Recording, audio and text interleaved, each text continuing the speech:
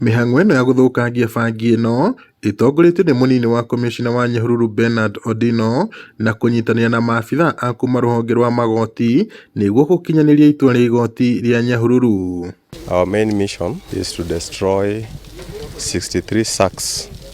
of cannabis sativa that was confiscated a while ago, and there has been a case which has been ongoing, and it came to its conclusion, and therefore it was ordered that we destroy this exhibit.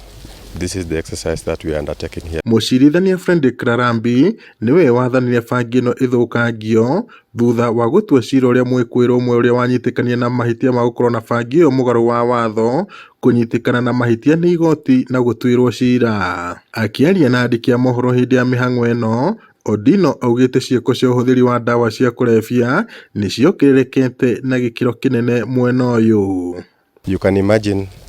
what would have happened if this consignment went to the members of the public so that it is consumed, what it can do to our youth, what it can do to our